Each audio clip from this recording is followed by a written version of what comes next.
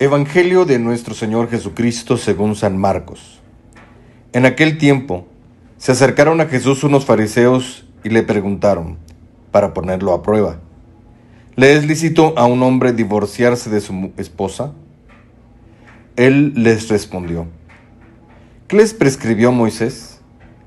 Ellos contestaron: Moisés nos permitió el divorcio mediante la entrega de un acta de divorcio a la esposa. Jesús les dijo: Moisés prescribió esto debido a la dureza del corazón de ustedes.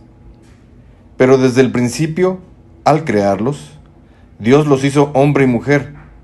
Por eso dejará el hombre a su padre y a su madre y se unirá a su esposa, y serán los dos una sola cosa.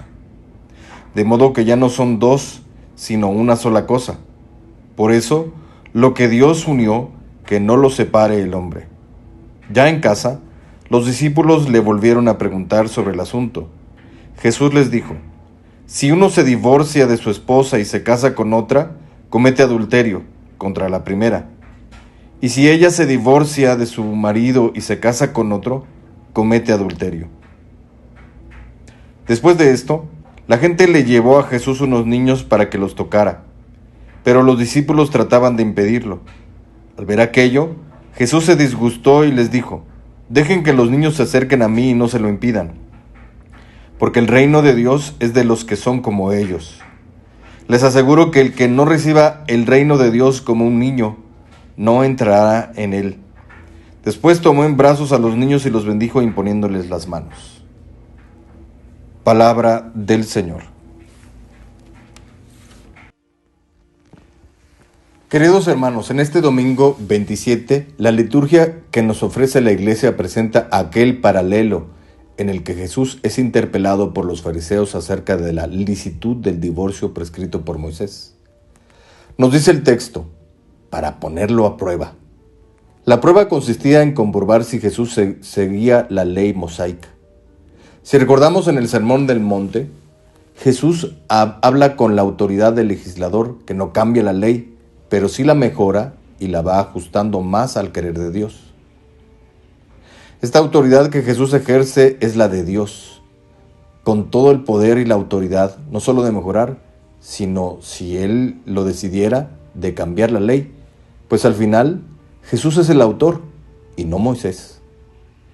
Sin embargo, esto de interpretar la ley o amenazar con cambiarla, en más de una ocasión fue motivo de problemas, de guerras y de destierros sufridos por la infidelidad de Israel a la ley, que era el único vínculo de fidelidad a la voluntad de Dios. Por eso es que los fariseos se acercan a Jesús con la gran incógnita: ¿será que Jesús confundirá al pueblo y lo hará infiel a la ley de Moisés? Por un lado parecía una duda legítima, pero ya sabemos que no siempre los fariseos tenían buenas intenciones. En todo caso, lanzan la pregunta: ¿es lícito dar el acta de divorcio? Y veamos las palabras que salen en la versión de San Mateo: ¿por cualquier razón? Esta ley era bastante injusta de por sí. Pensar en el divorcio según la ley mosaica no era pensarlo en los términos de nuestro tiempo. No era que la mujer también pudiera divorciarse. No. Eso era exclusivo de hombres. Y como versaba la pregunta, por cualquier razón. Imagínate esa idea. Cualquier razón. De modo que si la mujer hacía el café muy caliente, si le hacía mala cara al varón, entonces éste podía despedirla. Se podía construir un verdadero matrimonio con esta forma tan injusta de actuar.